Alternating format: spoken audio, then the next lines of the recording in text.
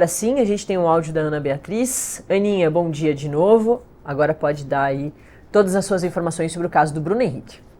Bom dia, Nath, tudo bem?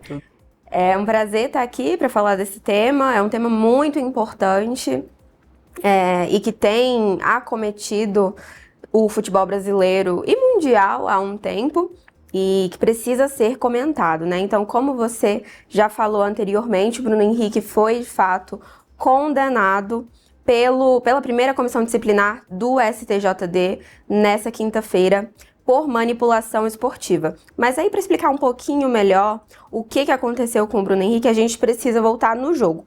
Então, o Bruno Henrique foi investigado e denunciado pela Procuradoria por forçar um cartão amarelo em um jogo contra o Santos pelo Brasileirão de 2023.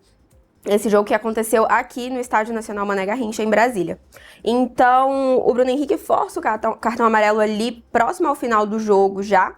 E após um tempo, percebe-se um número de apostas que estiveram em cima desse cartão amarelo, um volume, né, de apostadores que apostaram nessa situação e passa a se investigar o caso. Então, o Bruno Henrique foi investigado pela Polícia Federal, o STJD acatou a denúncia da Procuradoria e começou a julgar o atacante do Flamengo.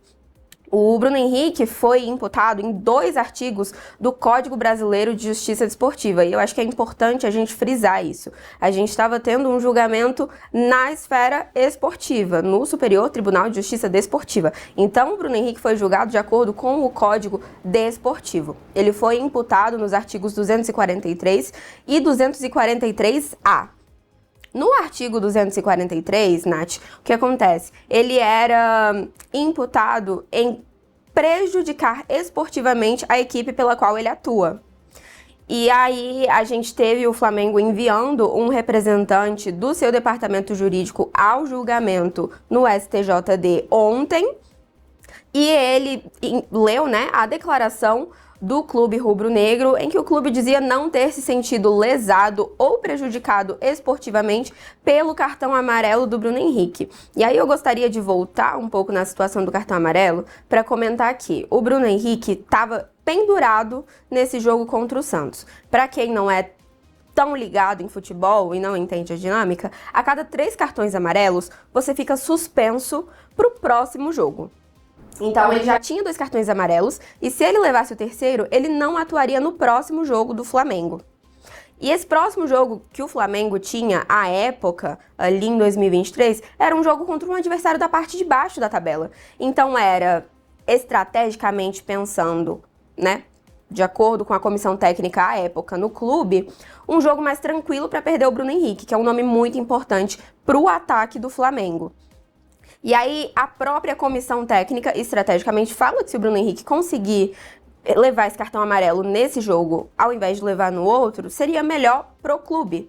Porque logo depois desse adversário ali na parte de baixo da tabela, o Flamengo enfrentaria o Palmeiras, que é adversário direto do Flamengo na ponta ali da tabela do Brasileirão. À época, eles disputavam o título do campeonato e, então, estrategicamente falando, o clube esteve a favor, assim por dizer, né, desse cartão amarelo que o Bruno Henrique levou. E aí o Flamengo vai ao STJD, envia um representante que lê a declaração do time em que o clube afirma que não se sentiu lesado, não foi prejudicado pela atitude do Bruno Henrique.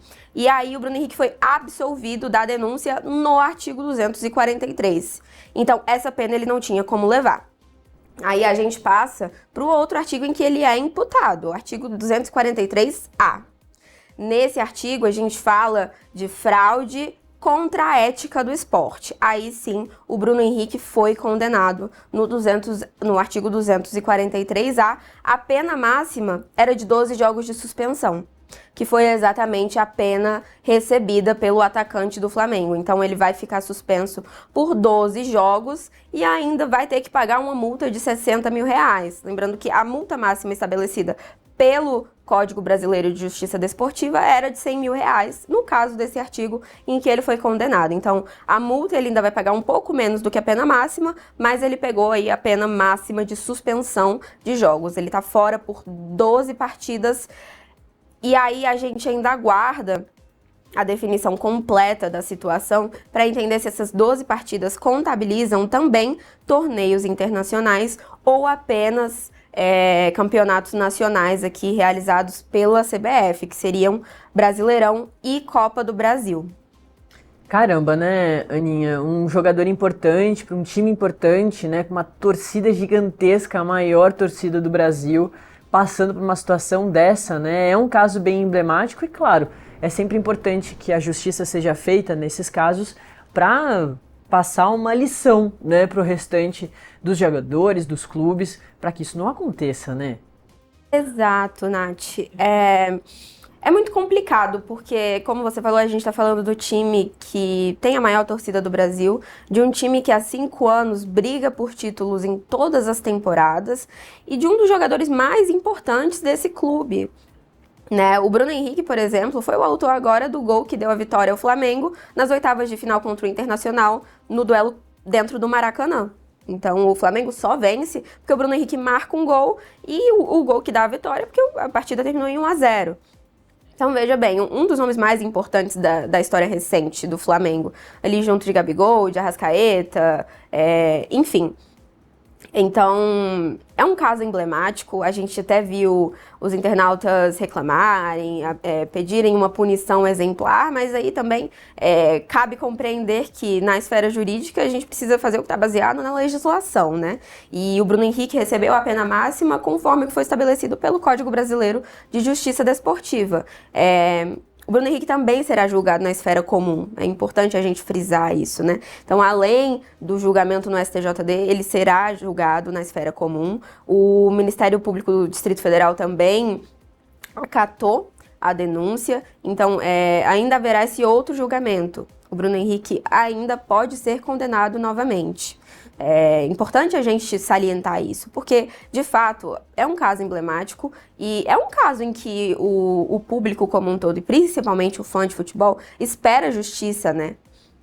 Exatamente. E a gente tem que deixar, nessas horas é difícil, né? Porque o futebol traz essa paixão, mas a gente tem que deixar a paixão de lado e pensar dessa forma muito mais objetiva, né? E é isso. A pena máxima foi dada e, como a Aninha bem pontuou, ele também passará pela justiça comum, que também é super importante, né?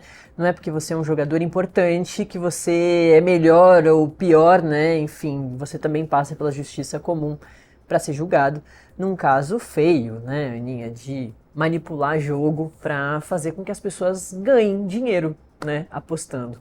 Tá certo. Muito obrigada, viu, Ana Beatriz, uma das nossas repórteres de esportes aqui no Metrópolis, mas que também fala de crime, de julgamento, quando as coisas se misturam. Valeu, viu, Aninha? É sempre muito bom te ter aqui. Valeu, Nath. Só é importante salientar também que o Flamengo já formalizou que vai entrar com recurso, a decisão do STJD cabe recurso, e aí uma vez que o Flamengo entra com recurso, o pleno do STJD, ele foi julgado pela primeira comissão disciplinar. Aí agora o julgamento passa para o pleno do Superior Tribunal de Justiça Desportiva, uma vez que o Flamengo entre com recurso contra a decisão. Nesse meio tempo, o rubro-negro ainda pode pedir o efeito suspensivo, enquanto ele não é julgado pelo pleno, então a gente ainda aguarda aí os próximos passos. Esse caso do Bruno Henrique está longe de acabar. Exatamente. Obrigada, Nath. E as bets, enfim, são um grande envolvimento do Brasil todo, então é isso, vale o alerta para outros jogadores que estejam querendo fazer o mesmo esquema, pensarem antes, né, de fazer. Valeu, Aninha. Obrigada. Vamos